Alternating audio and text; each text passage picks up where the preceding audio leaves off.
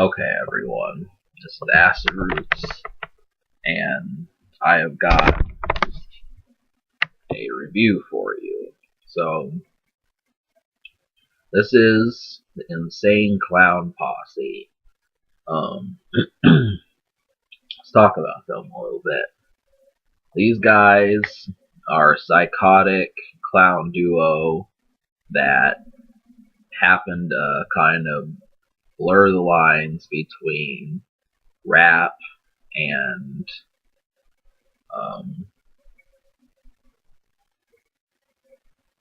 ravenous type music.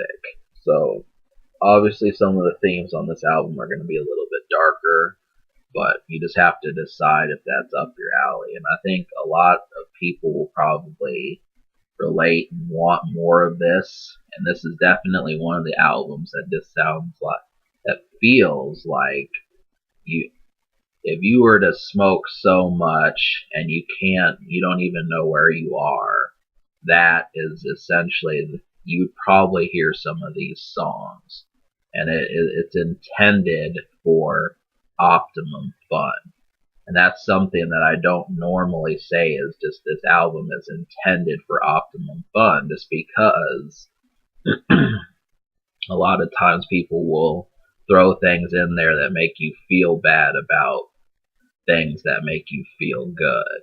Like, oh, I'm getting laid this weekend. Well, now you have to pay child support, and someone will make a song about that, and it'll make you feel bad about having, 4 or 5 women in your phone. And, some people will do things like that, but even if this album does that, I didn't have to really pay attention to it, just because the way that the stuff is crafted. And at least on this album, I got a handful of ICP albums, so you'll probably see more of these up soon. And this one is one that I really liked. It's probably at the core of music that is driving me right now. One of those albums, I think Devil Without a Cause by Kid Rock is another. The One and Only by Lil White is another. And, just a couple other ones. But the quality of this record really works. And if you like music like Tech Nine, and you're looking for a sound that isn't all cheery and everything, and maybe you're just tired of commercial songs and radio music, this is something that's going to happen, because I don't think ICP has ever really charted. So this is kind of like the stepbrother or the relative of music that is a little bit off key. And you can smoke to this whole album. There's 13 songs. There's more than that, but there are some skits and 1-minute songs. But in terms of songs that are longer than, I think, 2 minutes, 30 seconds, and 3 minutes, there's about 13 songs. And I like 12 of them. So obviously this did really well. The other song I did feel like I liked as well, but you'll see. So the point being, I guess I could name a couple songs that you can smoke to. I don't know how to say it, but the Neden Game, I think the Neden Game, that's a really good one. Hallelujah, Halls of Illusions, Southwest Voodoo, Piggy Pie, How Many Times. These are really good songs to smoke to. The whole album is. But, you just get that ravenous sound. And Boogie Woogie Woo is another one. Hocus Pocus. These are some really good smoking songs. But you might have to listen to them with headphones or something like that first, because if you want to hear the production, there's not like a beat like you'd hear on an Eminem record. So you're going to have to find it differently. But the production is handled rather well. All of those songs I listed are good, and basically the whole album is produced well. You know,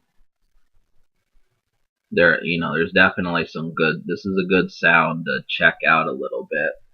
Now the unheard songs, I feel like How Many Times is a really good one. Southwest Voodoo is really kind of shriek type stuff, and Hocus Pocus, The Ned and Game, House of Horrors, Pass Me By is a really good one. That's one of my favorites. What is a Juggalo? Under the Moon. The whole album is good. The only one that I kind of was taking a little bit longer to get used to was Down with the Clown. That one just has a mellower beat. It sounds strange, but the whole album is produced well. Check all these beats out and songs. I recommend this album. I'm going to give it a 10 out of 10 just because the effectiveness of it and the fact that they don't necessarily, some people are just not concerned, and that's attractive sometimes. But, these guys are likable characters. Violent J and Shaggy 2 Dope. Both of these guys, I'm sure, I can't tell if like these characters they portray are fictional characters or if they're just, giving actual scenarios that they've done in their real life. And, so I know that that's, you think, well, you just need to listen to the lyrics, but, and I like these guys, and, I've listened to them very recently, and I'm proud of the fact that it's good. It's just, I'm going to take this music over the next several months and listen to it more and more, and I'll end up liking it, but, it's worthwhile. It's definitely something that, if you're sick of, like, I don't know. I don't want to name any examples, but you just have to know that it's fun. This is definitely a fun type album. It's in the right environment and everything like that. So the future, ICP has dropped an album this year, and I think they're going to drop 2 of them.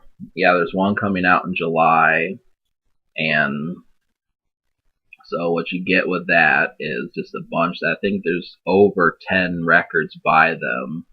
So, you just get some bunch. There's plenty. And, yeah, is this album social? I'm going to give it, I'll give it a 10 social just because even though,